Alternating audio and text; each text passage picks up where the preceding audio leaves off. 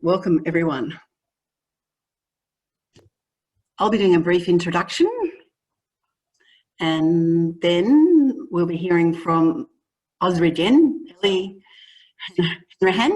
and hopefully David Marr. And after that, we'll be hearing from Mick Burke and Deb Swan from Firesticks Alliance.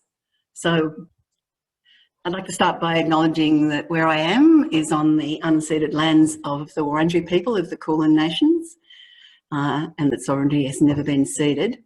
And I'd like to very sincerely pay my respect to the elders of this area, past, present and emerging, and extend my respect and solidarity to all Indigenous people who are here today, especially those who've taken time out of really busy schedules to come and present.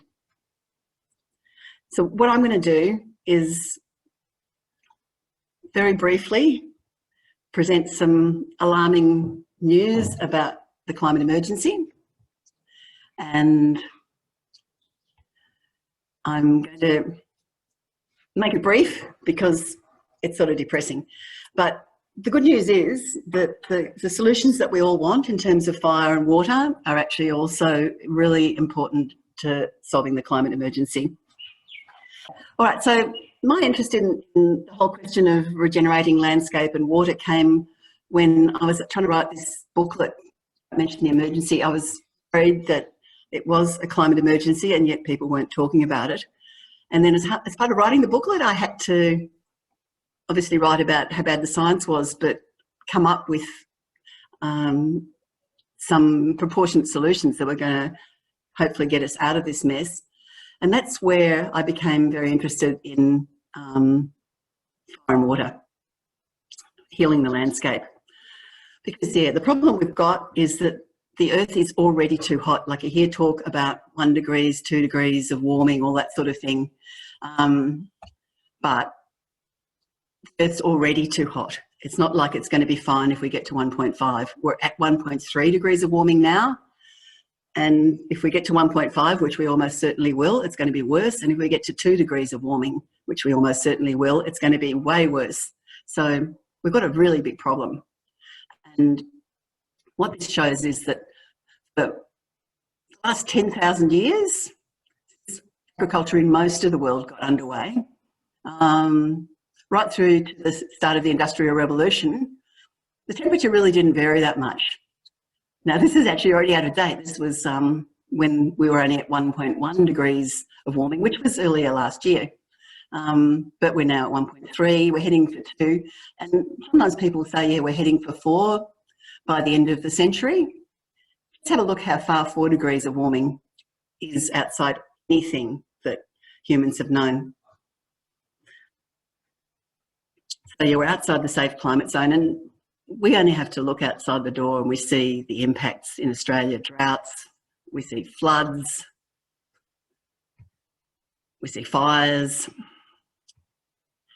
And it's not just climate, of course, we're actually facing an ecological emergency as well. We've got ecosystems being damaged beyond repair, partly by the heating, like the coral is to do with the global warming.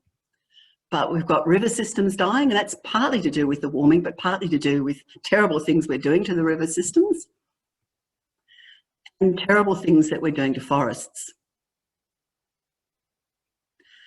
And the really scary thing is that we're also affecting great big earth systems like the currents, the ocean currents that spread the warmth and the cooling around the planet. We've already slowed these giant currents by 15%, and we've actually got no idea how to do anything to fix that. And the more damage we do, the harder it is to reverse. So David Attenborough, mainly known for his beautiful nature documentaries, and usually very mild-mannered, he's finally speaking out. He says we cannot be radical enough in dealing with the issues that face us. That's climate and ecological collapse. And the problem is that, bad as it is now, the biggest thing that we have to worry about is tipping points. We're running out of time.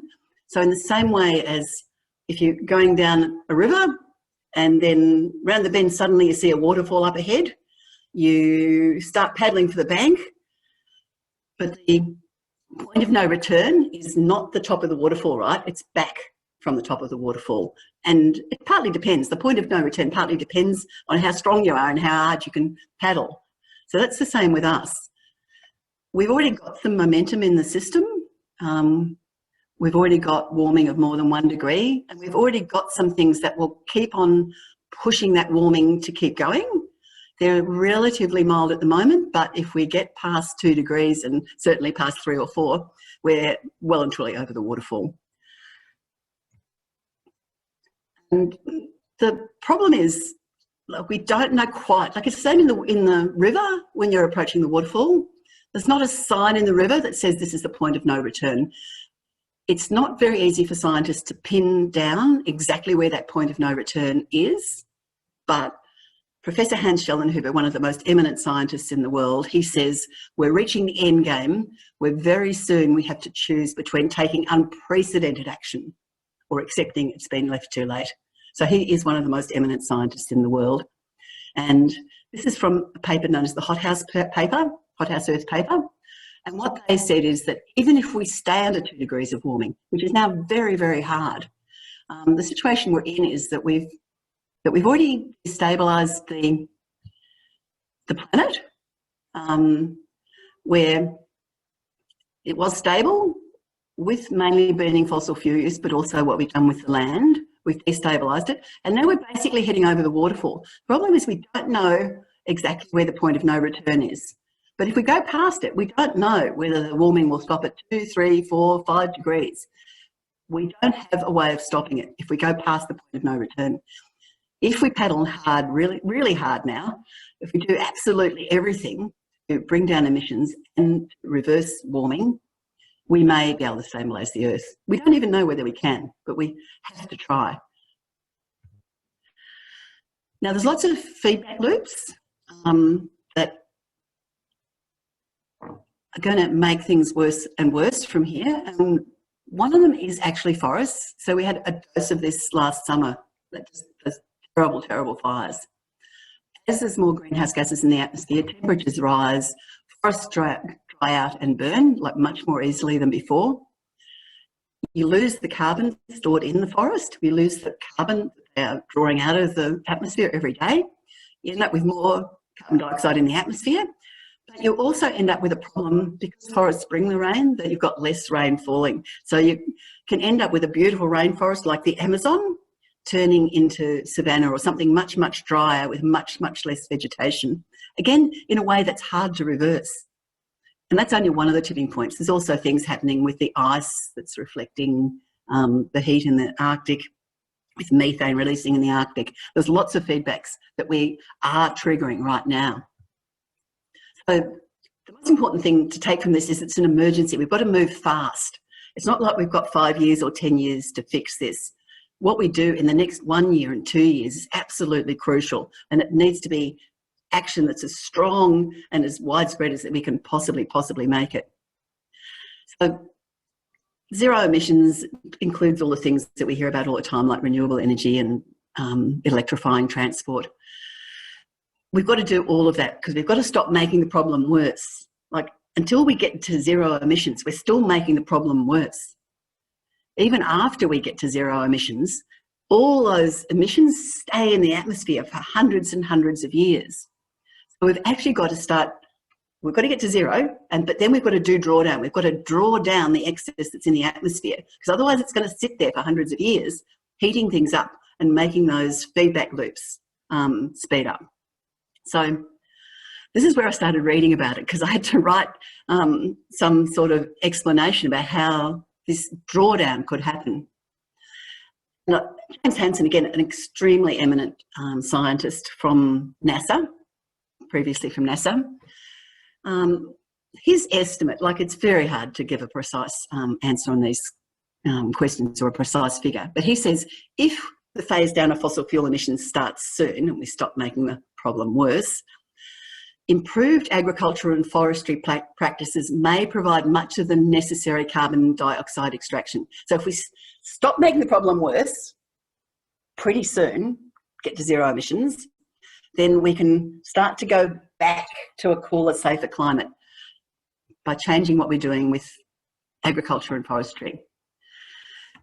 even if it's only part of the story, this is where we get to the more positive part, right? There's no doubt that global warming is really, really bad, and there's no doubt that it's doing a lot of really bad stuff. And there's no doubt that it's affecting temperature, and there's no doubt that it's affecting the rainfall. But it's not the whole story. So warming, for example, down here in southwest corner of Western Australia, there's really quite a lot of evidence now that that is related not just to global warming, but to cutting down the forests in that corner, like the beautiful kauri forests that were there, bringing the rain and bringing cooling. So we've got to basically work on two things simultaneously. We've got to fix the greenhouse gas problem, but we've got to also fix the water problem and the vegetation problem. And one of the ways we can help just deal with the warming that's happening all over the world is to actually make the land cooler. And that means we've got to get more water in the soil, we've got to get more vegetation, because trees, they don't just bring shade. Vegetation actually moderates the climate by cooling the day and warming the night. That's why deserts are cold, boiling hot in the day, freezing cold at night, whereas a forest, the variation is not nearly as much. Anyway, Ellie and Dave are going to be talking about this much, much more. I'm just sort of trying to link it to this question of the climate emergency. We've got to basically address the greenhouse gas emergency and the ecosystem emergency at the same time. But it's not a problem, because addressing one helps the other. As we get more water in the landscape, as we get appropriate fire practices, we end up with more vegetation, cooler land, fewer destructive hot fires. We'll be healing nature, healing communities, and we'll be helping store more carbon, and we'll be helping with the rain cycle, as Ellie and Dave are going to explain. And it's a really important thing culturally, I think, to know as well, that all around the world where you have land in the care of Indigenous people, you have a much healthier landscape, much healthier, nature is healthier, there's more biodiversity, everything is working better. So addressing the issue of sovereignty and healing the land, healing nature, fixing the climate emergency, we can go forward with all of them at the same time. I can see it, Ellie. is the 1.3 global or Australia? The 1.3 is global. It's just a little tiny bit less, like 1.29 or something, and it depends a bit on which measurement system. Australia is more, I think it's something like 1.45. Australia is going to be hotter, and especially Australia over land. The global average is the average over land and sea. So, so anywhere on land is always going to be hotter than the global average, and Australia even more so. Thank you so much, Jane. And yes, thank you everyone else for coming. My name's Ellie. I am presenting from Wurundjeri country, just outside of Melbourne. And Dave, I believe you're still in Gumbaynggirr country? Yeah. Dave and I started AusRegen probably, I think, 1.5 years ago, Dave. I reached out to Dave because I was working for Parks Victoria as a firefighter, and I saw pristine alpine rainforest just be completely decimated in the 2018, 2020, 2019 fires. And I thought there's really got to be something else that we can do that's not just decreasing emissions. We've really got to be able to, there's got to be something I can do with my time and my hands that could help this problem. Sorry, I'm just realizing my screen's, something's happening here.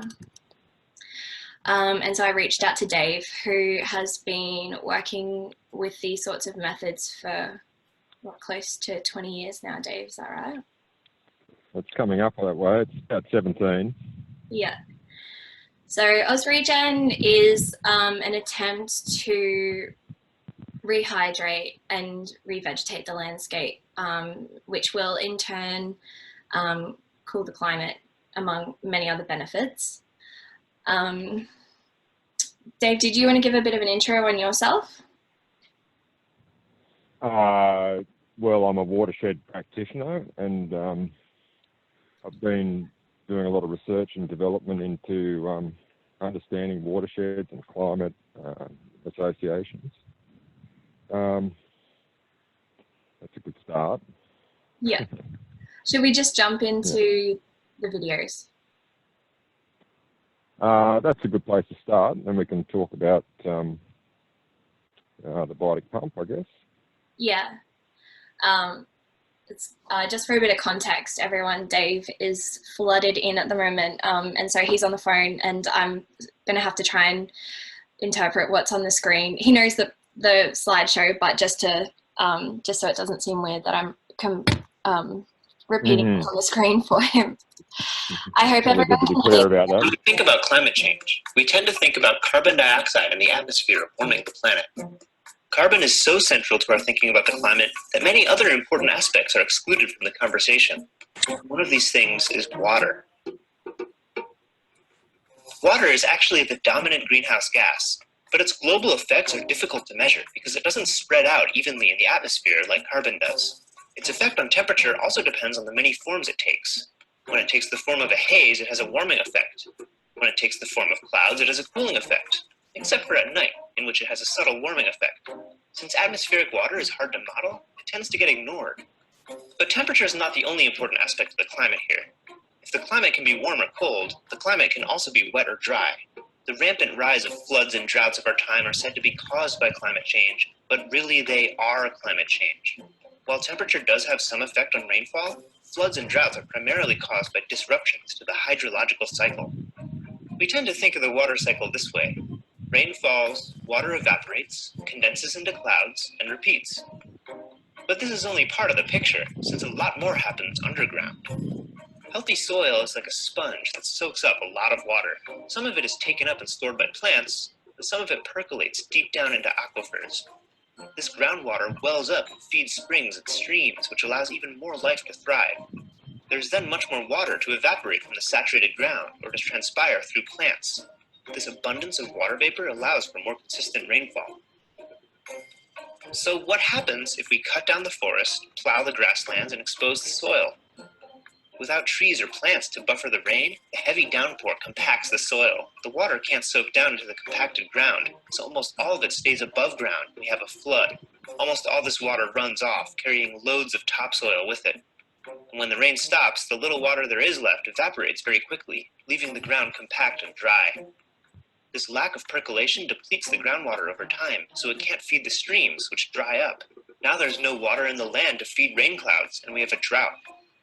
If a rainstorm does come, it just creates another flood and worsens the subsequent drought. Instead of consistent rainfall, we have a flood-drought cycle. Fortunately, it is possible to reverse this trend. There are ways to regenerate ecosystems and restore the water cycle pretty rapidly, while feeding people in the process. Making subtle changes to the land's topography can slow the flow of water, allowing more of it to soak into the ground and be used by plants. Plants with deep roots help break up the compacted soil, allowing water to percolate deeper. Everyone has a place in reversing the climate crisis. Whether you're working to protect healthy ecosystems, regenerate damaged ones, or just helping yourself or your neighbor depend a little less on industrial agriculture, you are helping the earth heal.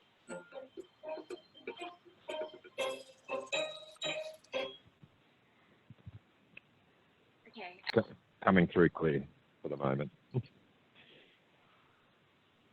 All around the world, traditional wisdom has it that forests bring the rain. Scientists have scoffed at this notion for a while. Forests grow where there is ample precipitation, but they do not cause that precipitation. It comes because of winds that are governed by geomechanical processes which have nothing to do with where the forests are and aren't. Water does not tend to stay in one spot for very long. Most of it ends up running off into the ocean via rivers. Unless there's some way for the moisture from the ocean to come back inland, all of the land's water would be gone very quickly, as with the forest.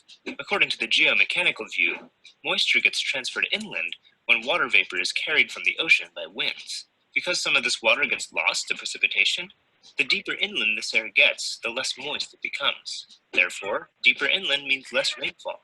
If this view is true, we should expect to only see forests near the coasts and drier, more arid areas the farther inland we go. But this is not what we find. Where there are still natural forests, precipitation does not decrease with distance from the ocean. In fact, it often increases, the greatest amount of rainfall being in the deepest parts of the forest, sometimes thousands of miles from the coast. This is unexpected and difficult to explain with the geomechanical view. What on earth could be attracting so much water to a spot so far from the ocean, and why? While there is more water in the ocean than in forests, forested areas have more water vapor in the air. This is because forests, especially healthy ones, have a lot more surface area for water to evaporate off of. Multiple canopy layers, shrubs, moisture-laden ground are all full of water, which transpires or evaporates, entering the air. As a result, we find much more water vapor in the forest, even when there is less total water. The ample amount of water vapor in the forest rises and condenses into clouds, changing from gas to liquid. This creates a drop in air pressure, which allows even more vapor-filled air to rise. This creates an upward air current, which in turn creates a horizontal current closer to the ground. This sucks in air from higher pressure areas, like the air from over the ocean. This air contains some water vapor, which increases the total amount of water in the forest, leading to more frequent rainfall. Essentially, forests create a giant constant air current that attracts moisture from hundreds of miles away. This is how we find so much water so far from the ocean. The forests bring it in. This process is known as the biotic pump, and it shows how traditional wisdom was right all along. Forests really do bring the rain. So as more forests are clear-cut, the more extreme become the droughts, and the more expansive become the deserts. If we want to thrive on this planet, we need to preserve and regenerate the forests.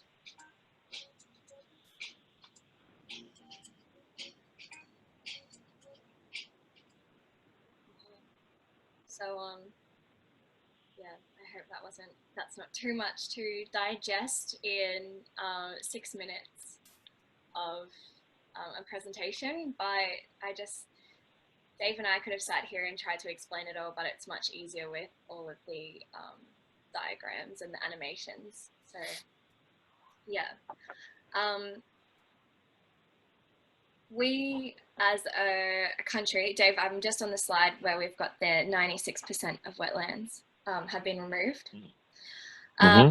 Since white people came to Australia and started colonising here, 96% of wetlands and 98% of the vegetation has been removed.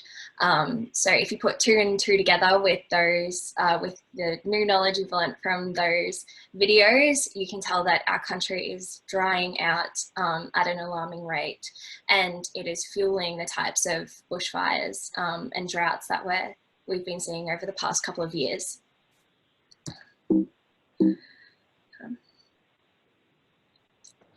So if I can just say at that point, what's very important for inland precipitation is the volume of water in the landscape, and as it's transpired into the atmosphere from ground height to 7,000 to 9,000 feet, that is the short water cycle. And it's the short water cycle that feeds the large water cycle that brings these precipitation systems inland. So without water in the landscape, we're seeing the landscape overheat. In that situation, the winds blow offshore and hold the precipitation out offshore. It's only when the land cools down enough that we see the rain come back inland again. Yeah, exactly. So I've switched over to the slide where there's the blue semicircle and the orange semicircle.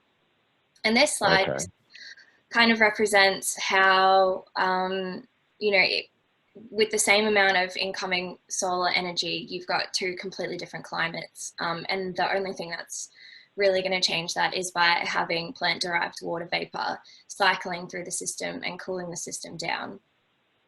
Without that, like Jane said, you've got a desert which is really hot during the day and really cold at night, and not much can grow in those sorts of conditions, and humans certainly can't survive them.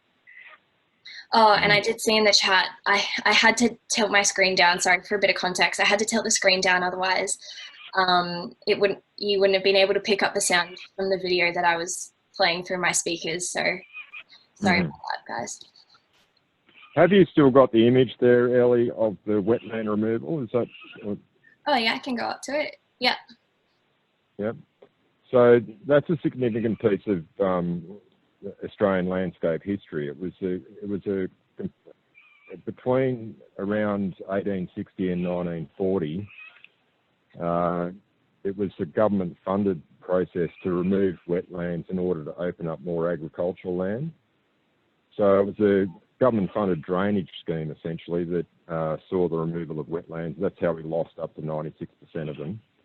And it's, I've heard estimates that in the Murray-Darling system alone, over 750,000 wetlands were removed. Now, prior to their removal, they measured the flow of water from the top end of the wetland to the bottom, and it previously took 100 days for water to move through these wetlands. Once they were removed, it took 6 days. Now, consider a wetland. It has multiple functions, but one of its functions is to slow the flow of the water through the landscape, and that can be seen after, before and after removal.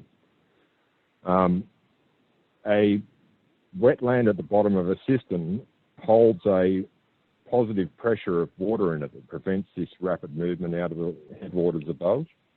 So we can see that over a period of time and then through losing all those wetlands that we've actually drained into entire catchments and changed the heat energy balance between the land and the atmosphere. So what the types of works that we are advocating for is to put structures back into the creeks and rivers which are in many ways very similar to Aboriginal fish traps. They're designed essentially to replicate the function of a wetland, to rapidly increase the ecological recovery, and they're basically just a trellis for a wetland to regrow on. And this process can be done very quickly if we were to decide that it's something that we want to do.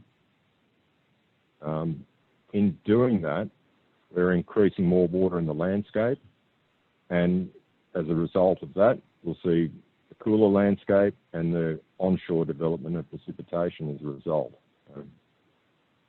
How did that sound? Sounded great.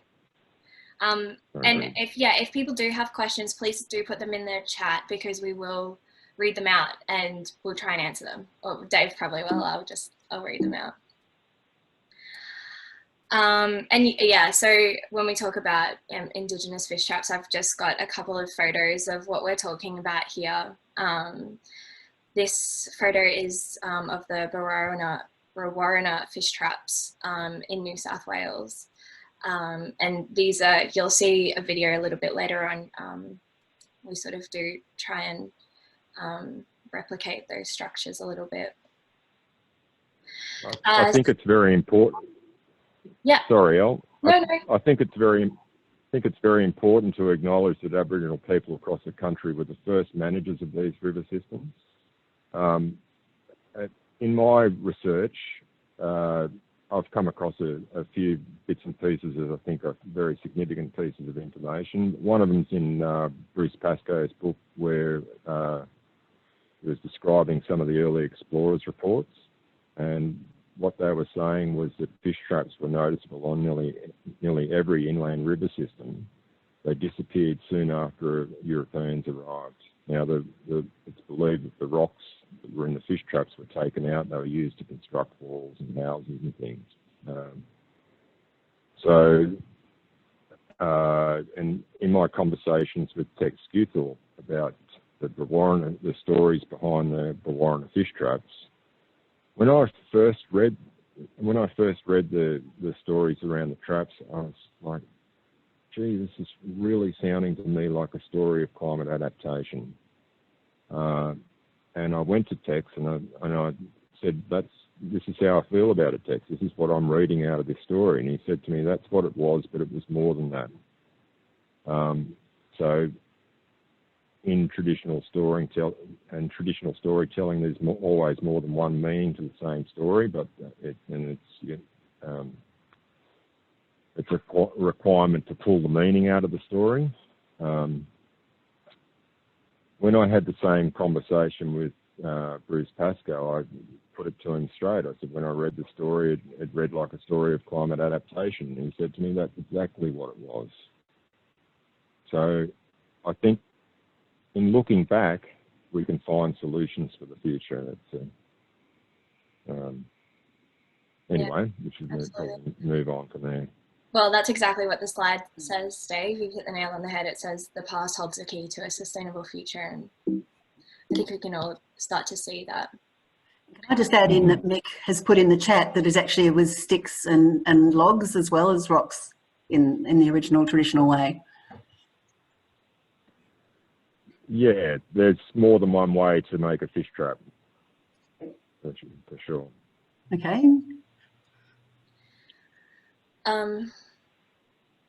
Dave, we've got the biotic pump Tanami winds slide up at the moment. You're probably best placed to speak to that. So the Tanami winds were essentially Australia's biotic pump. If we were to set foot, if we were the first settlers arriving in Australia, we would have come across a landscape configuration which is totally different to the one that we see today. There's a ecological class of rainforests called littoral rainforests, which literally start just inside the sand dunes. And these rainforests are believed to have gone up to 100 kilometres inland. Now, if we were superimposing ourselves and looking down on the east coast of Australia, we would have come across large rainforest areas, wetlands that were still intact, essentially a water-saturated east coast.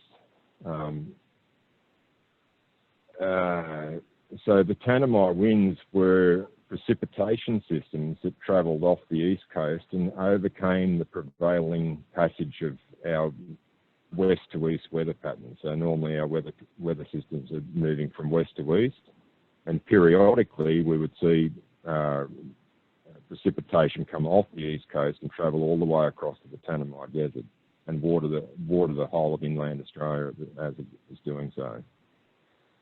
So we can see that through the removal of wetlands, through the drainage of landscapes, that precipitation system no longer functions.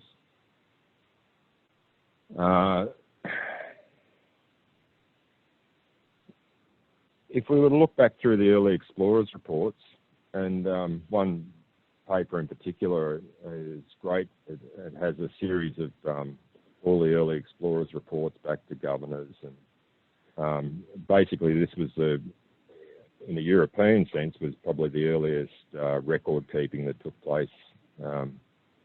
So as the explorers, when explorers left Sydney and travelled sort of down towards the inland and to through the Murray-Darling system, what they were observing was chains of ponds in the landscape. And not too long after the herds of animals that were brought through, those animals grazed out the most fertile grasses that were between the ponds. When the heavy rains came, the ground was actually eroded out between the ponds, and those systems became rivers. So what we believe is that basically Australia didn't have as many river systems prior to European settlement. The landscape was in fact chains of ponds.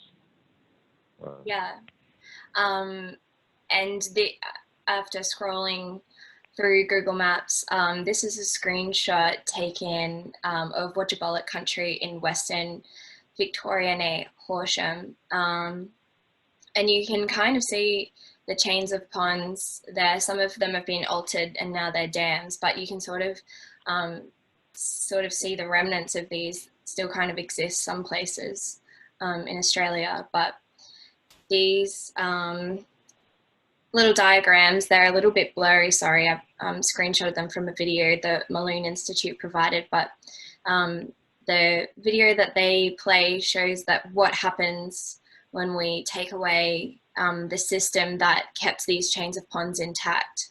It erodes away our, in many cases, sandy soil types and joins them all up into a river system, which eventually drains itself out. And for an example of seeing that in real life, this is an image of the Murray-Darling Basin, and you can just, it really brings home what has happened in the last 150 years. And possibly this slide should have come up a little bit earlier, but it's, Dave, it's the diagram of how the sensible heat blocks precipitation from travelling further inland. Well, some of the basic stuff is when the land overheats, it rains out over the ocean. This is fairly sort of simple physics in terms of heat transfer. Hot will always move to the cooler regions, and it's how the Great Ocean Conveyor Belt works. So the heating of the centre of the Earth takes hot water up to the Arctic, and the cold melt comes back down again. Heat transfer works the same way every time. So basically, when we have the landscape producing sensible heat, and without the Tanami winds, we see the acceleration of heat moving offshore to be processed rather than being processed into soil carbon or plant matter, for instance. Instead of drawing down carbon, we're actually oxidising carbon back to the atmosphere as a result of that sensible heat production. Yeah. And it's a critical latent, the short water cycle, and latent heat production is critical. It determines whether or not carbon is actually drawn down or re-released back to the atmosphere. And to so back it's not only carbon. We've got I've got some graphs from Barona Warrena, and they obviously their business is water and how much rain falls inland, and you can see over in Perth the yearly inflow from inland is less and less every single year, and it's the same with the West Barwon Reservoir in Victoria. And I just think this is really interesting, these two screenshots. This is the earliest satellite imagery I could find on Google Earth. It's 1984. 37 years difference between these two screenshots, and the difference is pretty startling, what can happen in 37 years time. And there's almost no denying that the country is a lot drier and there's a lot less forest coverage. If I can just interrupt for a second there, in Michael Kravik's paper, Water for the Recovery of Climate, they have done all the scientific data on this, along with the biotic pump principle. It's recognised that as much as 65% of inland precipitation arrives there as the result of evapotranspiration or evaporation. Yeah. The plants literally do seed the large water cycle. Yeah. Okay, we'll move on.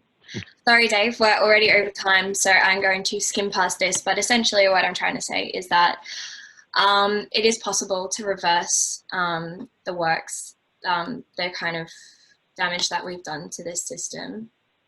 And if this video loads, this is a very quick video of us doing work on Gumbaynggirr country a few months ago. It's 47 seconds, Jane. I know that we're already well and truly over the timeline, but this is a group of us, all volunteers coming together, and we transformed a river system that was sort of self-draining. There was only a few centimeters of water kind of trickling through the system when we started, and you can see over the course of the day the water level rises. But I guess we should probably stress that this isn't a dam, it's a leaky weir. Water still goes through the gaps in the rocks, but it just holds the water on the land for a little bit longer, so that we don't have that drainage and drying problem in the system. the video is finished now, Dave, but did you want to just say anything else? Because this is our last slide. No, that's okay. I think we've covered it pretty well. Why don't you just go back, Ellie, just to just go through those slides, you know, about that we can fix it. Not slowly, but just a little bit. So at least, because they're very inspiring pictures, aren't they? Where are these? This is in China. This one is in China. So John D. Liu is, he inspired AusRegen really, because he's been doing these restoration projects with hundreds of thousands of volunteers. And Dave and I wanted to start Australia's first ecosystem restoration camp. So having people from all walks of life, no matter who you are, come out and, you know, be able to do something, which is what my sentiment was when I started AusRegen, because all I wanted to do is just go out and, you know, do anything that I could to try and help this situation. So yeah, I mean, these are kind of just like hillscapes where contours have been cut in, water is managed across the slope before it gets drained out into the next part of the system. And you can just see that it obviously rains a lot more in the second photo than it would over the first, and you don't really know why you think that. It's just something that you kind of inherently, instinctually know. And now that I've known the science, you can understand a little bit more. And this is a wetland. I think this is actually, I don't want to say a place because I think it's, I don't actually really know where it is, but yeah, this is taken from ecosystem restoration camps websites. So you can have a look, but they're happening all over the world and they're really exciting. And Australia is probably, you know, in need of it, just at scale, really. It's not enough to do 1 or 2 projects. We want to be training up as many people as we can in these techniques, and then we want to be spreading it as far and as wide as we can, so that we can heal the land and, you know, as Jane was saying, we have a safe climate future for everyone. Yeah, and I think certainly the hope is that basically rehydrating the land will go hand in hand with good fire practices to care for the land as it revegetates. So we've got now just a couple of minutes for questions. Again, if you could just put them in the chat. We'll do it in this sort of control way, putting the questions in the chat for this section, but at the end we'll have half an hour. What was the paper referred to on water and the environment? Yeah, we should put that in the chat, that one that Dave mentioned. Do you know which one it is, Ellie? It's water in the recovery of climate. Yeah, I think it was. Yeah. So you could find that link, hopefully. Yeah. Yeah, these are very, very interesting papers, and they're not very much known. Like that's what I think is the interesting thing. There's, I think, probably much more knowledge now about the terrible things we're doing to the climate in the general population, and not much known about the terrible things we're doing to the water cycle. And I think also a lot of confusion about fire, which is why we're looking forward to the Firesticks presentation. Yeah, I've just seen these other questions. Have we started any regeneration groups? Not per se. We've got a lot of expressions of interest. If you go on our website, there's a form there, or even just send us a message on our Facebook page. We've got a bit of a database that we're collecting of well, probably up to a few hundred volunteers at the moment who have put their hands up, but our real struggle is trying to find parcels of land where we can do these works on. We were really lucky with the projects in the Thora Valley, which was where the video was taken. We found some really great partners with some land and some creek systems running through. But yeah, we would love, I'll put a link in the chat for the expressions of interest. And yeah, if you are interested in volunteering, or if you know someone who would be interested in, you know, having possibly Firesticks and AusRegen come out and, you know, start a project on the land, and, you know, we'll invite some nearby volunteers, then that would be fantastic. And yes, Liz, we would love to have you there. All right, now here's another question. So chain of ponds and revegetation, but what can be done about machinery and chemical use, for example, i.e. conventional agriculture? What can we do about the huge increase of agricultural students this year? Apart from teaching them better stuff. I've heard that glyphosate makes up a permanent part of the atmosphere, so it's I think we've probably sprayed enough of it by now, and probably need to look at recycling plants rather than. I mean, that's my personal opinion. What can be done about it? It's all about education.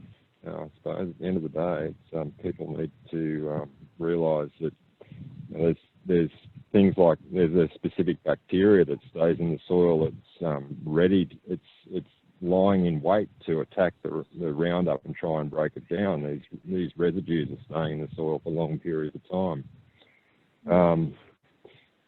But it's the same principles, isn't it? Regenerative agriculture is the same principles of trying to treat the land with respect, considering the life under the soil, and not just treating it as something you can just blitz with chemicals and you just don't care if you exterminate all the creatures that are living under the soil.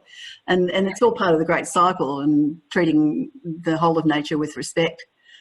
And regen is not something that sits outside of, you know, what AusRegen does and outside of what Firesticks would do.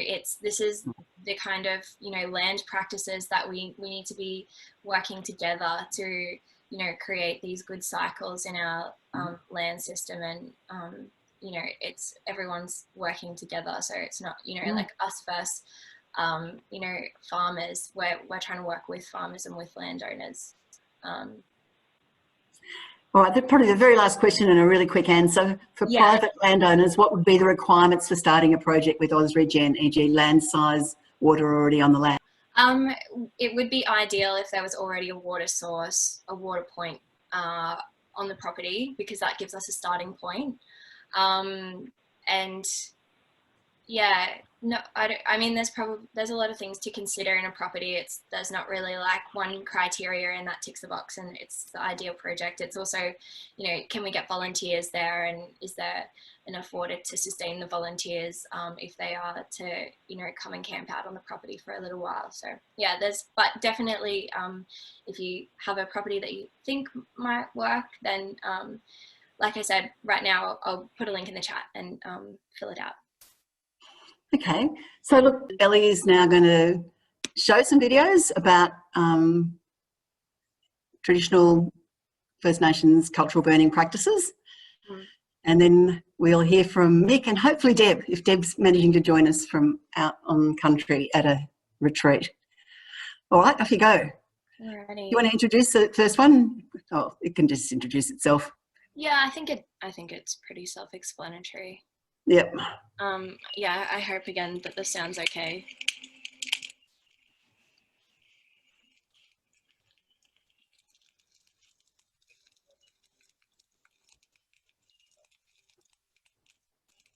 So what we're doing, we're just sort of letting all the animals know that there's fire in country. Just gives them a chance to get out of the way.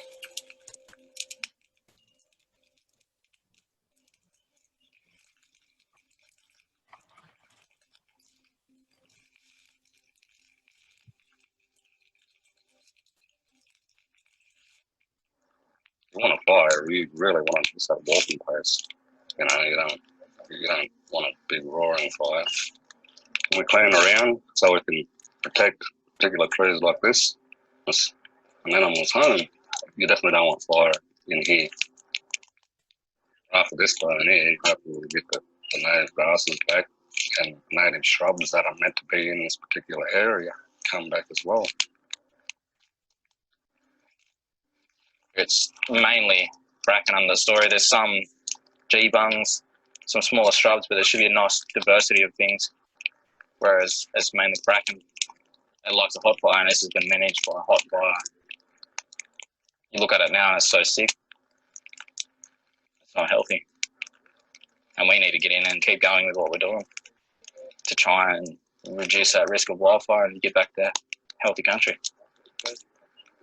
We all need the bush, we all need the earth. That's what we all are. We're all linked. It could take 2 or 3 reset burns to get it back to a state where we can actually put the bright fire in, because it's so built up with stuff. The reset burn's always going to be hotter before all burns that we usually do.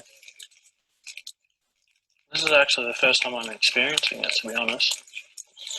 We're just going to make sure we have a good eye on it and watch it properly. For me, being a young player, learning about this is essential for me in my culture.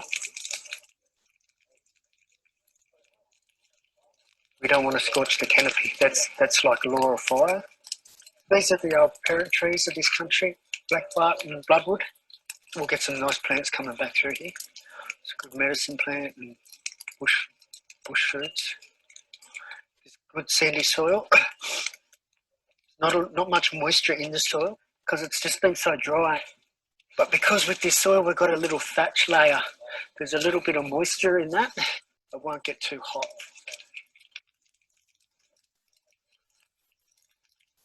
Just letting it do its own rate of spread. There's a lot of fuel load in here, heaps. It hasn't been burnt for a long time, so we've just got to be patient with it. Yeah, it's going well.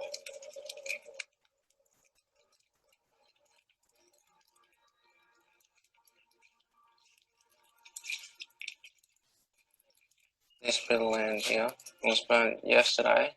You can still feel the moisture under the top layer of burnt fuel, and it acts as a native fertiliser. Over time, that'll all build up and become real spongy ground and healthier soil. There's some digs right here. Shows that a little potteroo bandicoot's come and had a bit of a dig here looking for a feed after the fire. You can see how the seed pods here have cracked open. You see the black marks where the flames have come over them and warmed them up. There's no scorching of the canopies either.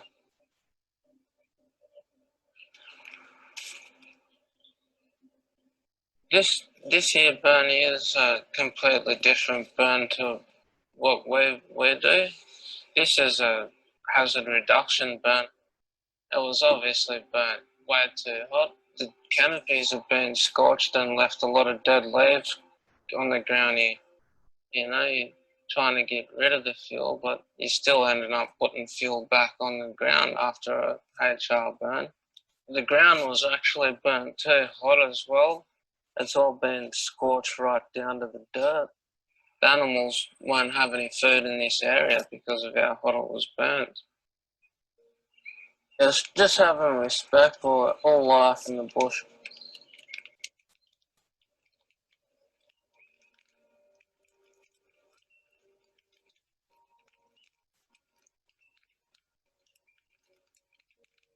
I've followed the practices for thousands of years, and just to be a part of it is a privilege. Connection to Mother Earth and the healing process. A lot of healing there as well. If you really want to go in, I would have sort of reaching out to the ancestors, and they're looking down on us and seeing what we're doing. It's just fantastic to get in and put fire on country.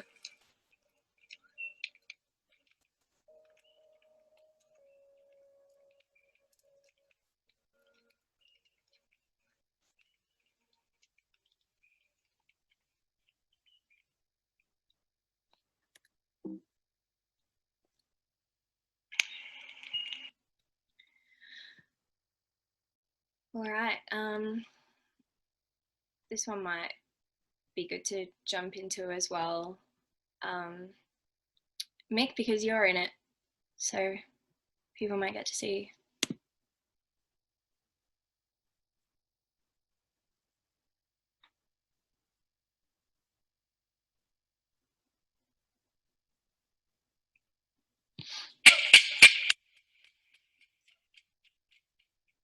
My name is Michael Burke. I'm a proud Yorta Yorta man. Opakaka Yorta Yorta Waka. You can see here we've got all our mobile come from all over Australia, come to share knowledge and culture and country, which is very passionate for me, and seeing these young kids getting around as well, because getting our people back into the landscape, especially here in Victoria with some of these joint management agreements, that they never seen this stuff before, and it's good to show them and get us back on country, start building our economy and getting our people in the landscape. One of the main things I can see missing in this country, why it's so overgrown and heavily disturbed, is the lack of people in country. I mean, the traditional owner in country, and being driven to run this bush. That's why it's overgrown. We've never been back in this landscape for the last 140 years to manage, and you can see the overgrown and it looks healthy to a lot of people, tourists. There's lots of trees and things, but it's very sick. Water logs on the ground, the overgrown red gums. It should be open, grassy woodland right now. All this little emu bobbing around, we shouldn't be doing this. You should only really get one fire running through here. It should be all full of grasses in here. It should be open, grassy, red gum forest, wetland forest.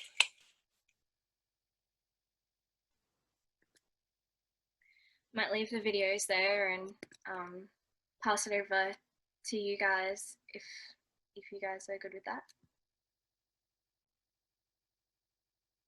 Yeah.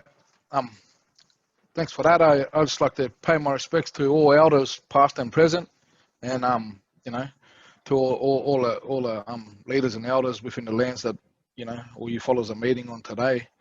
So Gopagaka to Yorta Waka. Just welcome to my country where I am today. I'm in Ropuna, just over the river from Shepparton on the Goulburn River, which is Gaela, the Godfather River, and like the brother man there, David was speaking about before, was speaking on the waterways and things, like that was pretty deadly presentation, man, and the videos that tell that story.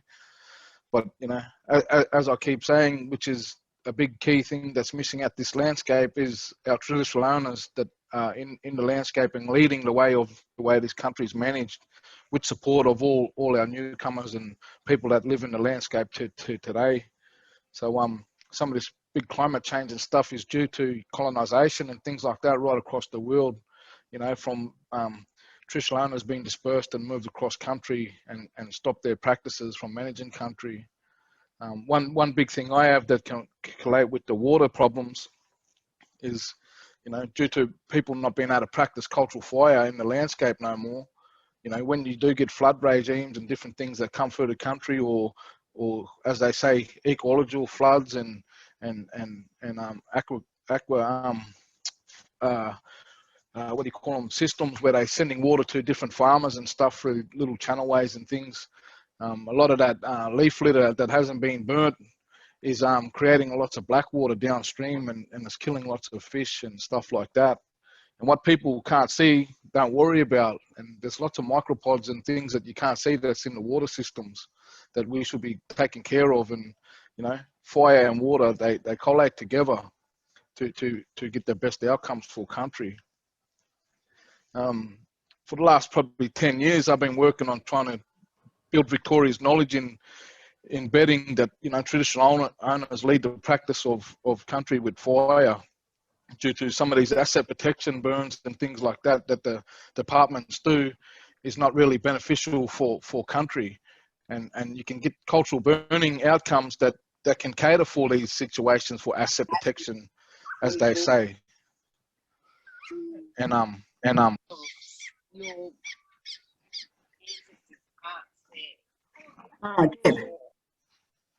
these are big key things for me in being a traditional owner and supporting my young people in the landscape to be coming back on the country and working together with all mobs to get the best outcomes.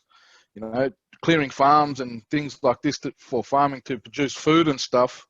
Well, it'd be no good doing this stuff if we're going to, get real bad climate change that's going to wipe us off this planet Earth. So in my area where I live in Marupana Shepparton, we got that much agriculture area that's been, like literally white paddocks and paddocks just to produce cows and, stuff like that, when we never had a hard-hoofed animal in this country. And, the hard-hoofed animals are compacting the ground so tight that when the water does come, it just runs across the top and wash everything away. So these are the things that all combined into climate change at a rapid rate, So the old ways of managing country, which is needed, and we're still practicing this, we wouldn't have climate change coming so rapidly. But due to the Western way of farming, this is coming a lot faster rate, you know, because we've always grown and adapted to what's coming.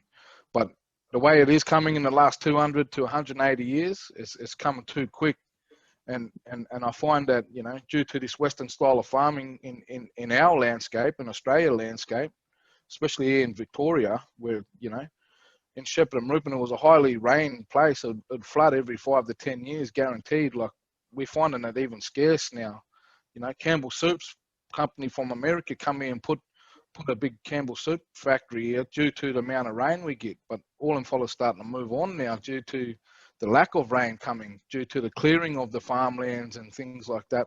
That's creating, you know, less rain. Let alone the big weirs and things that people put in to flow water to all these different farms where the water never used to go. So you're changing the style of the way the water went. So it's not getting up into the old areas where the water used to go and where the fish eggs are and things like that. That's why there's no fish. And a lot of white fellas, excuse my language, but they say, oh, well, where's all the fish gone from the river? And a couple of my old uncles there, they were like, oh, well, if you listen, not take all the logs out for the paddle steamers and things like that, you took all their houses away. So the fish got nowhere to breed and lay their eggs and etc.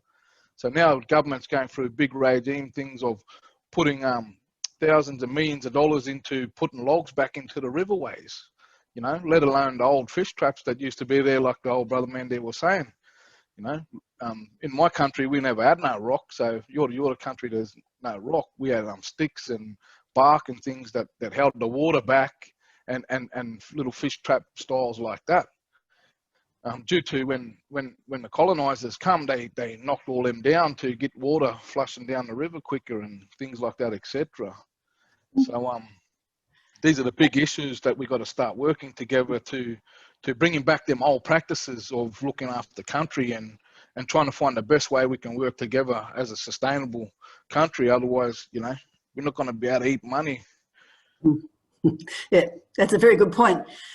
Do you want to explain to us how you decide, like, what's the time for a good burn, or what the difference between doing it the traditional way is? Like, the video showed a bit about how it's different from a hazard burn, right? Hazard reduction burn, but it's a lot different, isn't it? Do you want to explain some of the differences?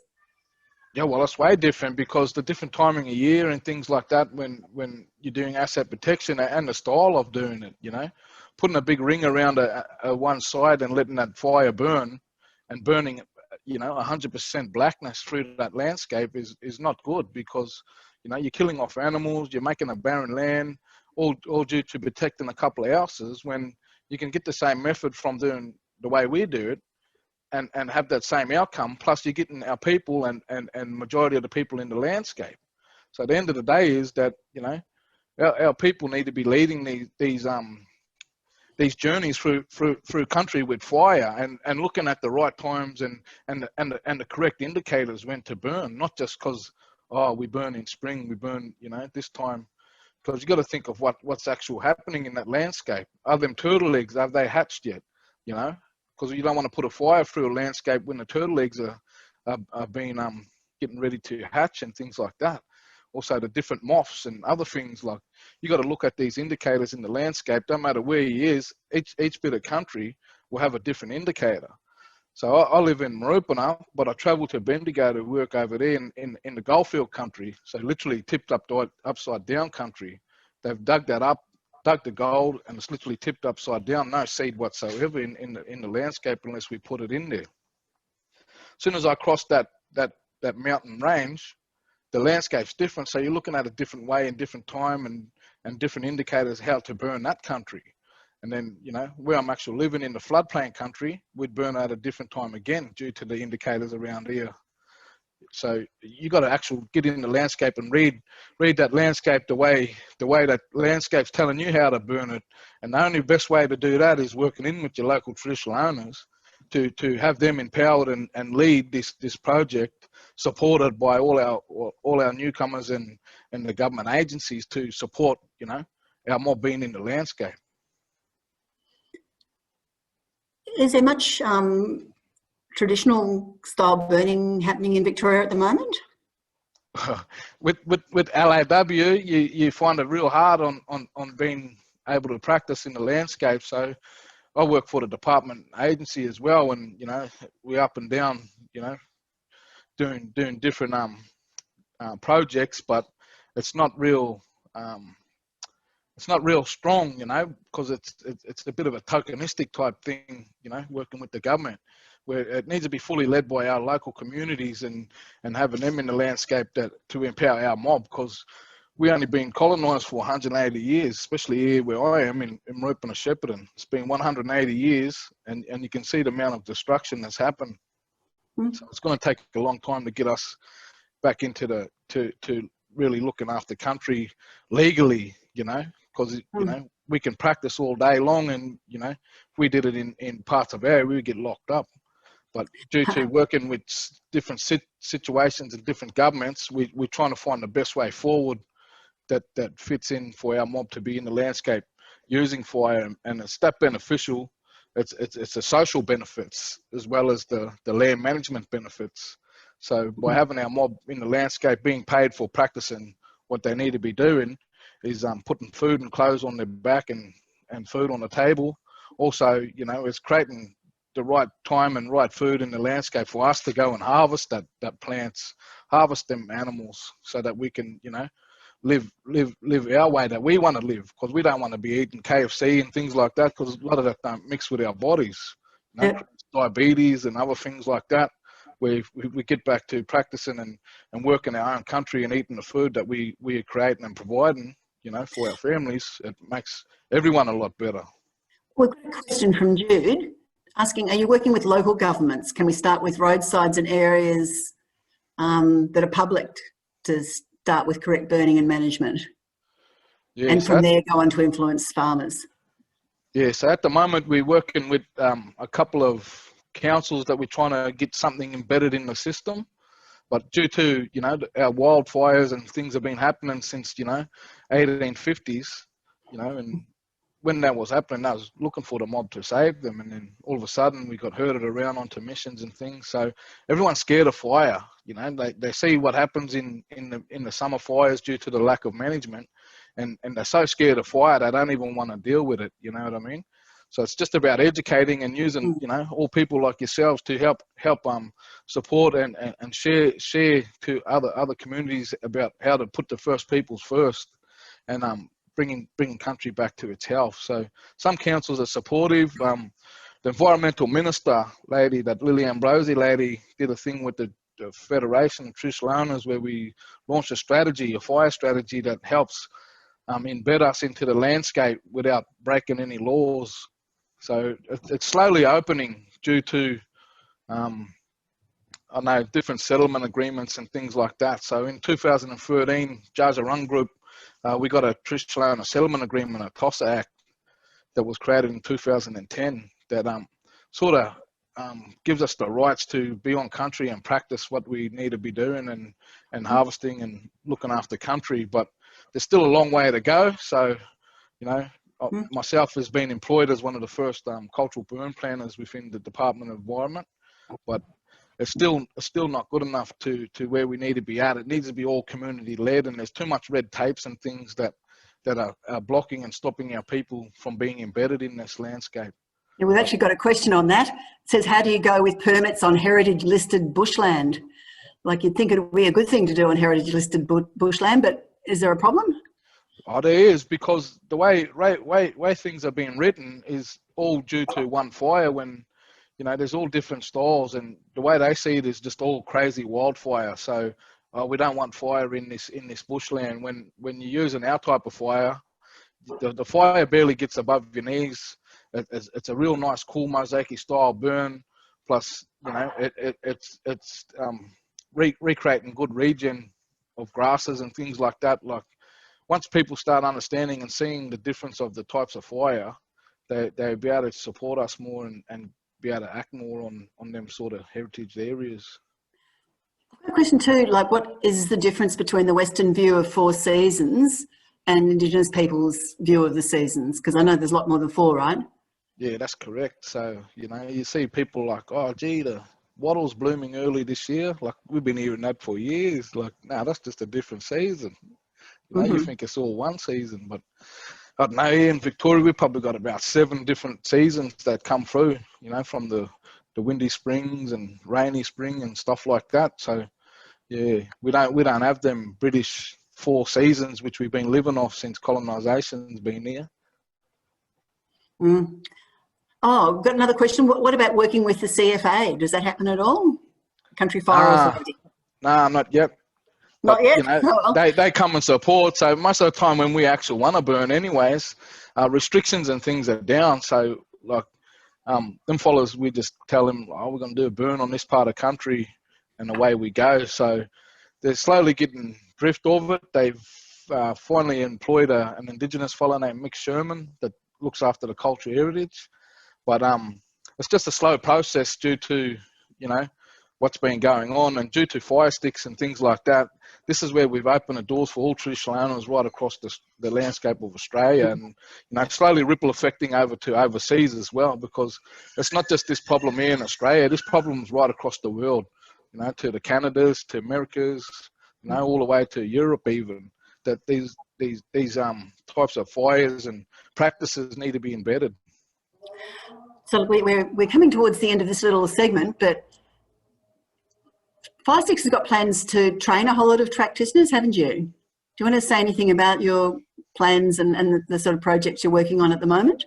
Yeah, well, Firesticks is keen to be embedding all the right people for country in these areas, and what they're doing is what's called the Firesticks Alliance, is everybody working together to get the best outcomes, and there'll be different you know, fire practitioners and stuff being you know, what do you call it, authorised to be actioning on country.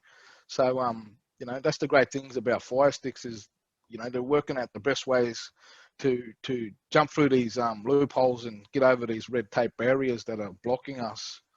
Not too sure. Sister girl, you on there? Can you yarn up there on some of this? Yeah. You want to ask that question there too again there? Ask her that question, Jane. Oh, I was which listening. one? Which one? About the fire practitioners. Oh, yeah. What's happening with, do you want to tell us about Firesticks plans, particularly the plan to train up all those new practitioners? My upside down. Yeah, so you're doing cartwheels. COVID, I'm just moving away from the camp, so it'll be a bit noisy. You want to just explain where you are and say hello and introduce yourself? Now we can see you. It's nice. Can you see that mountain behind me? Yeah. So that's, I acknowledge I'm on Wanneroo country. That is Carwell, the Eagle Spirit Rock, where I am. We're in the middle of having a women's healing camp, and we're in this place because it's a very special place, and has had cultural burns done here for quite a long time. And another thing with our cool burns is producing better berries, bigger berries, better produce. But with our cultural practitioners, before COVID, our whole plan was to train up 100 practitioners throughout Australia, national, to deploy to look after country. Between all of us on the Firesticks Alliance, we're all trying to, so in my daytime job, I work for transport, doing culture and heritage. We're trying to get cultural burns done for survey work. So we could do cool burns before we do surveys without disturbing the ground. It actually shows up scats and tracks like animal scats and Aboriginal artefacts and things like that without touching it. It's all about the right time of year and timing that with, which is a lot of planning that goes in around that, and also planning around our weather events. And as Mick was talking earlier, our natural indicators, our native grasses, our forest types and what native plants, native grasses go with that. And it's the native grasses and the small little plants that give us those timelines of when to burn properly. Cool burns is a whole different, still some people find it really hard to concept cool white smoke compared to fire. I mean, it's still fire, but it's that gentle smoke, that heals the plant. You see plants, they literally, we've used these harmonica things, you can literally hear the plants sing once you're doing cool burns.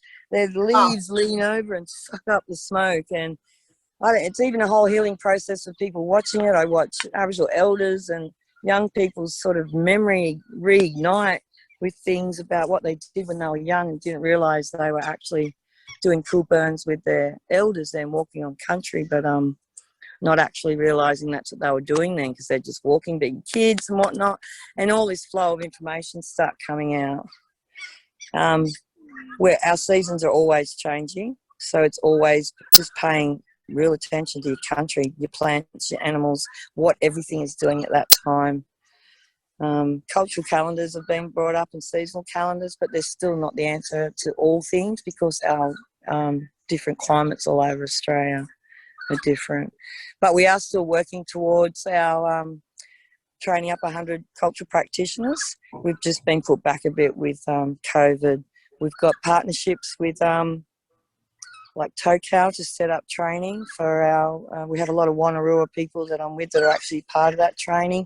We're working with industry to do cool burns along sides of roads where there might be sites. So we already have a mandate to protect, and it's under the Culture and Heritage Act in New South Wales and most of Australia, to protect sites where the fireys would come to us and say, you know, we've got to do this along a road because we have to. So we're trying to have them conversations. We work with RFS all the time. A lot of us are RFS trained as well.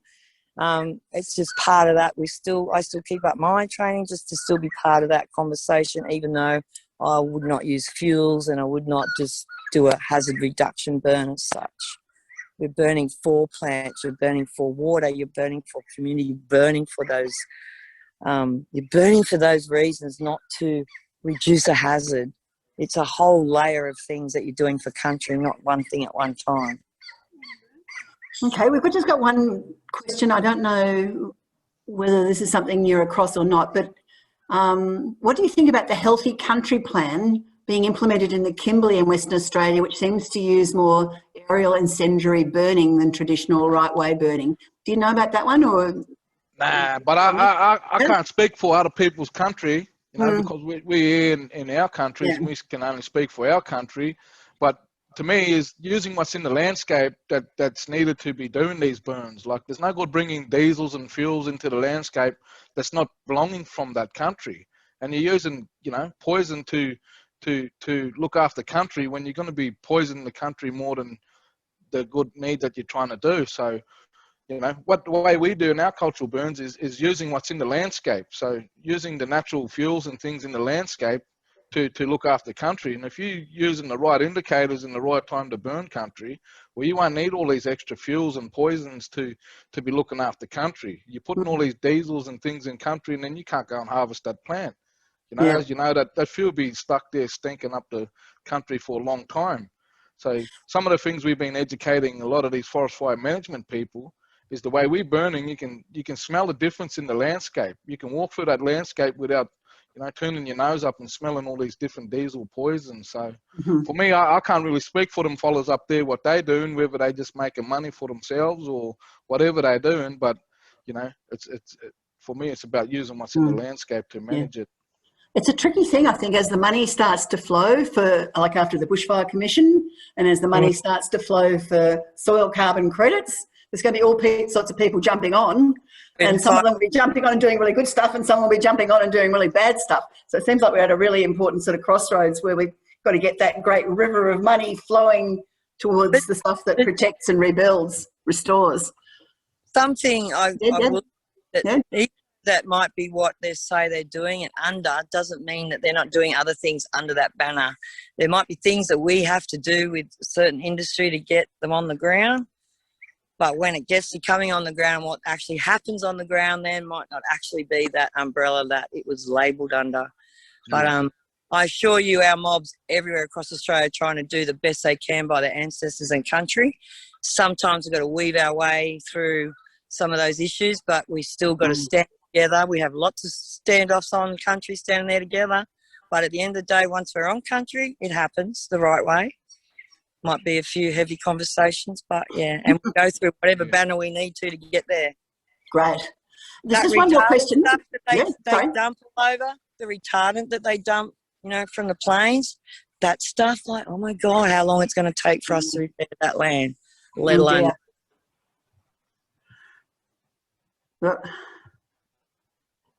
there's just one more question here for you. It says, can you also talk about the monitoring work that's happening on country? If we still got you. Is it Mick? Yeah, Deb or Mick. You know about the monitoring work that's going on. Yeah, well, a lot of the monitoring we be doing is capturing everything that's going on in the landscape, so that, you know, our future generation, young fellows, come up and they've got a template they can work off, and to get the best things for country. So lots of monitoring going on. It's not just about being in landscape burning. So everything's captured for our future generations to have a template to work off. And maybe just one more from Lara. She says the department burned our high conservation bushland, but would not allow fire management previously. And she says, I want to fund independent. I want to do stuff independent of government. Fund fire management independent of government. Do you have any suggestions? Like, if people are trying to look after country, like on their own land or, you know, somewhere nearby, can they approach Firesticks, or what's the best way to go? Yeah, ring Firesticks, talk to your local mob. So find out what part of country you're on, and go and talk to your local traditional owners and find the best way forward. But, you know, that's the best thing about Firesticks, is contacting us, and we can, you know, handball you and get you into the right area with the right traditional owners to find the best needs to manage country. And you can fill out an expression of interest on our webpage, and you can upload a map, and we're having a lot of private landowners engaging, and that's one way to employ Aboriginal people, get that economics and people back on land. And you're also teaching the landowners. So you can put an expression of interest, where your land is, what you want done, what kind of land it is. You can upload a map and as much information as possible. And that's what's pretty much been happening in that space since, you know, the last 18 months, say. But also, you know, talking to other industries and education places to get these things included, but with Aboriginal people, not without us. Yeah. A cultural burn if Aboriginal people aren't implementing it and being part of that space. And that's where we're facing now. Oh, Lara says that she has Victor coming. So she's just trying to get some money. She's filled in a form, but yeah. So I guess Victor's coming. That's all sorted. The question is just where to get some money to pay for him. That's Victor Stephenson. Trained up to deploy across Australia. And the monitoring is a massive part of our of the industry and economics as well, and training up people for monitoring, because that's a huge part of that research, and providing information back so that we can show what cool burns are and what they're doing. Is there any possibility that non-Indigenous people could come and learn and be part of some of these, or to do it as part of a fire and water camp with AusRegen, and just do a whole lot of different kind of things across country somewhere? It's about having your local traditional owners empowered and back in the landscape, because, you know, that's how I see is, you know, you can't just go and do it on your own. You just got to involve the local mob and get them involved, because it's still their country. You know, we never succeed our sovereignty. Absolutely. Okay, so look, maybe we should move on to the next section, which is related to what we're just talking about anyway, but bring in maybe Ellie and Dave, and bring in the audience now. So now you can put in the chat not just a question, but just say a few words about a topic you'd like to maybe say something about. And we'll actually, if we can work out the technology, work out a way to unmute you, or you can unmute yourselves. And we can have a bit more of a conversation now. I just want to mention a couple of things that I know about. I mean, one of the really important things is this idea that we're at the crossroads. We're actually, apparently, this 10 years is the decade, the UN decade of ecosystem restoration. That's amazing. We've got this incredible sort of conversation going on about including landscape in climate and the zero emissions thing, which has got sort of all of a sudden farmers and even the Nationals maybe thinking that doing something about soil carbon might be good. So that's sort of amazing. There's also this, yeah, there you go. We do run workshops where can register and come. We had to postpone the one last year. We're working on this year. As far as I'm sure, Mick, we're still going to Cairns. A mob, each state puts up their bid and somebody wins it. Last year it was between Tassie, Cairns. Cairns got it. We're looking at the end of June, August, and that's where all people come together to learn and they register. So you can register online, come join and camp with us and learn. And we do full-on workshops where you do burns monitoring, but you also do some cultural activities as well with our mob. Yeah. And go to the Firestick website and you can get some information on that there. And this year is going to be held up at Victor Stephenson's country, so it'd be good to come along and see what's on show for up there in North Queensland there. Fantastic. Anything else about, exciting initiatives or how we can move forward? Because I suppose the reason I started with the climate emergency is that, these are things we all want to do anyway. And if we weren't in an emergency, we could probably do it bit by bit and slowly. But we're in a climate emergency and an ecological emergency, and probably you could say a land and water emergency. It's all coming together in a great big mess. So we want to do great things, but ideally do them fast and scale up fast and have these practices and these ideas just spreading everywhere. So yeah, if you've got a comment to make, or you can still ask questions, just stick them in the chat and then we'll actually invite you to unmute and join the conversation. Yeah. That's Joy saying the National Indigenous Fire Workshop is happening in far north Queensland in early August. We're making announcements soon. That's great. Very exciting. Yeah, that sounds amazing. Get ready to register. We'll register out. We usually have a 500 max. And I'd say with COVID, we won't. Ellie, did you want to say something? Well, I did have a question to ask Mick and Deb. We sort of around where I live, there's been a few people, the CFA have been conducting they're calling them cool burns, or I think it's called cool burns. And they're definitely not using any, they're not using fuel and drip torches and that sort of thing. And it's because of landowners directly wanting to have traditional burns on their property, but there's not enough practitioners. What do you think about the CFA using those methods? Do you support them, or do you think they should wait until there are traditional owners who have been trained in the area? I think they just got to talk to the local mobs and see what the best outcomes. But as you know, the government been copying and kidnapping a lot of our ways of doing things. So we're some of the very first bakers and aquaologists and water people. So end of the day is that recently there's a big wildfires got out up in the Terricks and they was barred from doing certain ways. But after seeing the way we've been doing some things in the Bendigo region, they're looking at copying what we've been doing, but not using our mob. So it's a hard game to play when we still getting our knowledge taken from us and used in different ways and stuff like that. It's hard for me to word, but a lot of our knowledge is being stolen every day. So my grandfather was a mad herbalist, and some of them remedies that you see in some of your medicinal stuff today that our mob aren't acknowledged about doing that. So yeah, it's a hard one. And that's one big thing, is acknowledging where the knowledge comes from, sitting with the people with the knowledge and working with the people. Aboriginal people are very willing and always have shared knowledge and culture, but it doesn't always get reciprocated or respected, or people repeat where that knowledge come from. But there is more and more people wanting, we get RFS people coming to us all the time wanting us to go and work with them. They've found it heavy on their heart doing what they're doing. They even know, some of these people have done it for 30 odd years and they know better ways to do things, but you're doing what you're told, and it's all of us coming together and putting better policy in government and better training. Like fire, cool burns should be learnt something part of school. The fire spirit should be something that everyone knows about. And what's the best thing to do if there's a fire?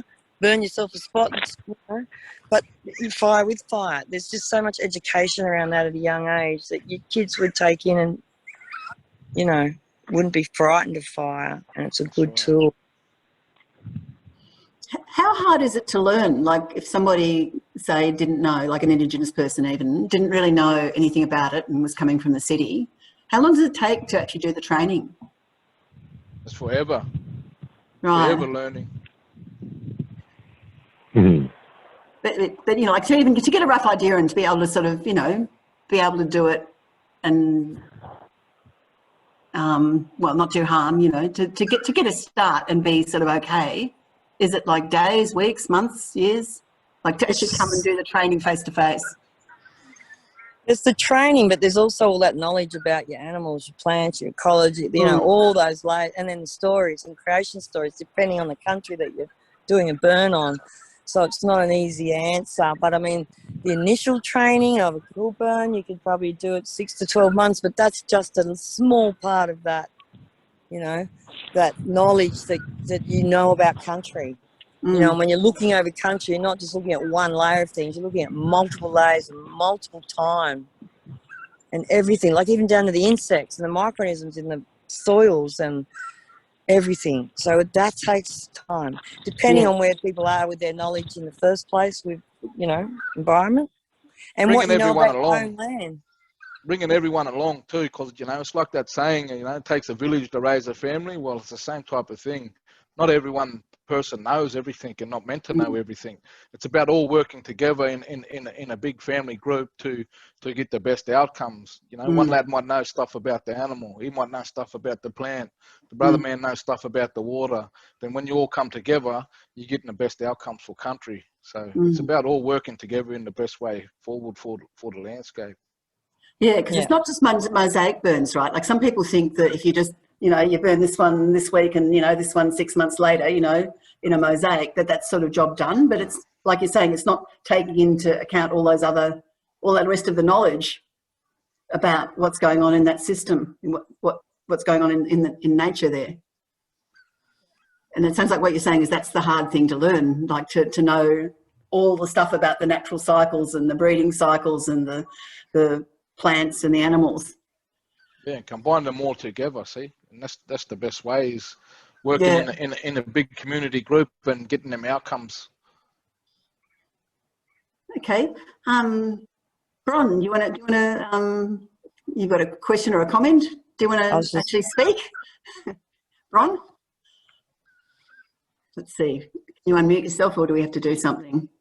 Yeah, just unmuting myself. Yeah. Hey, Jane. Look, thanks, everybody. This is amazing. Do you want to turn on your video too? Oh, yeah, I could do that. Why not? I had to. Hello. Geez, I've been in the rain. I was dripping wet a minute ago. Yeah, look. Hang on. Sorry, two Debs. There's two Debs. There's Deb who's asked a question. This one. This is another Deb. I was just answering one. Okay. Go, Deb. Go, Bron. It's not another Deb. Bron. You sure? Okay. Yeah. Well, I just put up as a little question. I've got, it's actually shareholding in a small block of land near Broadford. It's mainly pasture, but there's some river creek frontage and we're wanting to restore it. We've got a whole heap of phalaris and I was thinking I'd love to burn it, but everybody else is going, oh, that's no good. We can't do that. It'll escape. Yeah, I'd love to know more about traditional cool burning. Really would. But I'm white. Mm-hmm. It sounds like the answer is to go and ask whoever's the traditional owners nearest by. Yeah. So go see the local Tangerong group. You know, as you know, they're the local traditional owners, and just invite them out on country and see what the best way forward is for his people to get that country in under the right conditions and manage. You know, with the local TO, I find. Great. Oh, we've got Julie. Julie with a comment. Do you want to unmute and put your video on, Julie, if you can? Julie Ryan.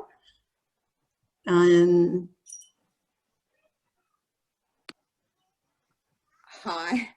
Yeah, no, I was just commenting that there's a whole lot of books that are worth reading.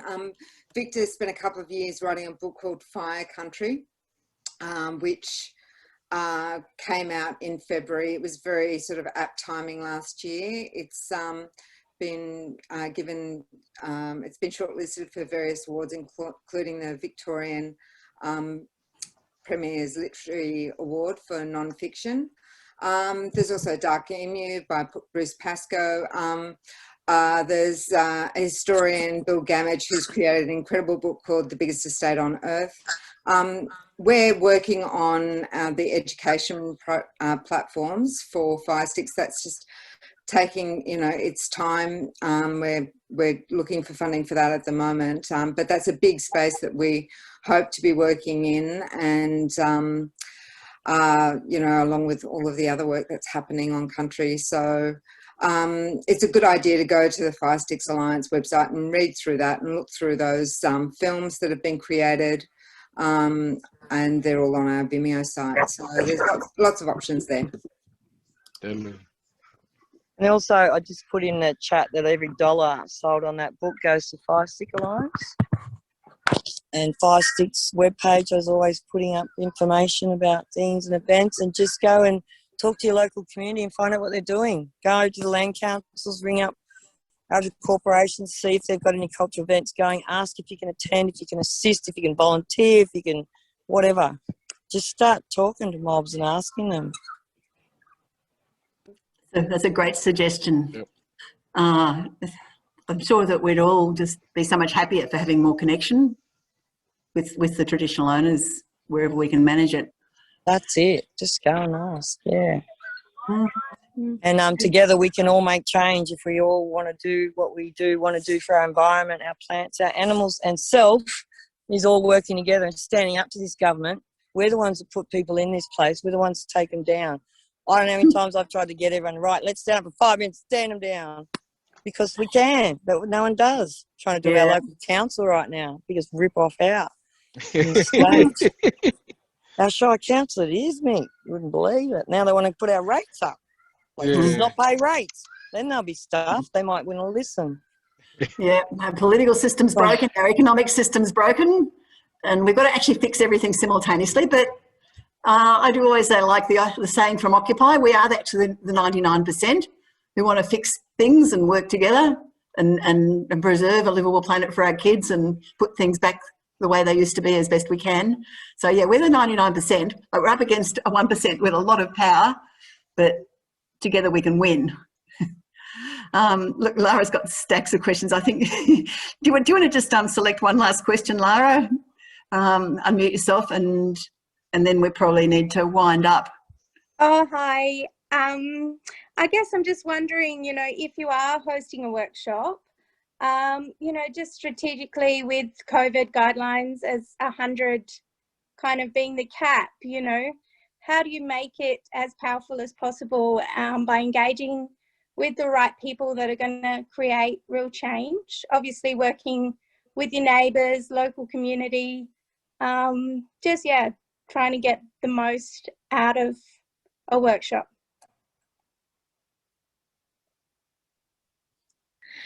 That's a great question, Laura.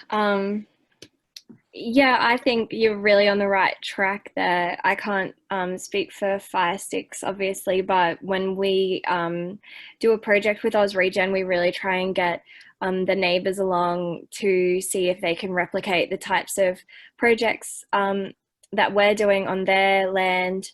And local councils have been interested as well.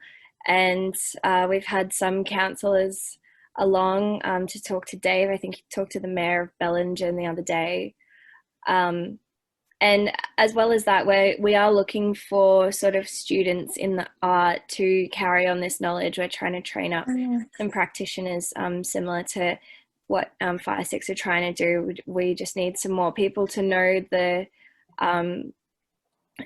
these techniques. And I guess Dave, you've probably got some other things to say, or maybe not. I guess I'm just trying to avoid getting caught up in red tape and bureaucracy as well. Yeah, Well, we probably shouldn't have more than 100 people at a workshop anyway, because yeah, it's a bit too much to. Personally, I think COVID's here to stay, and we need to figure out a way to still work within the new sort of system. So, regardless, we still all have to come together and figure out how to sort out the climate crisis. So, you know, sitting in our homes and avoiding everything isn't going to fix anything. So this is the new normal, and we just need to work within it, whatever that looks like. And restoring landscape is good outdoor work, and certainly AusRegen will be having eco-restoration camps, hopefully on land that's managed or owned, has been restored to traditional ownership. Hopefully within accessible distance from Melbourne would be a good place to start. I know there's an ambition to sort of get a demonstration project and have people participating that's, close that some city people can come and just, soak up some of this knowledge. And just keep your eyes out for local traditional owners are looking at running smaller workshops empowered by, Firesticks and things like that. So just keep your ears close to your local traditional owners and see what they're providing, in support and guided by Firesticks as well. So we've got something coming up around Shepherd and Rupin area around the 24th, 27th of April. So keep an eye out for that. And also there's a few other mini workshops that Jajarung and Yorta Nation's looking at hosting as well. So just keep informed with your local traditional owners and Firesticks website, and should be pretty well looked after. Do you think that one's on the 5-6 website, Nick? The 27th of April? It's getting brewed up right now, so it will be shortly. Excellent.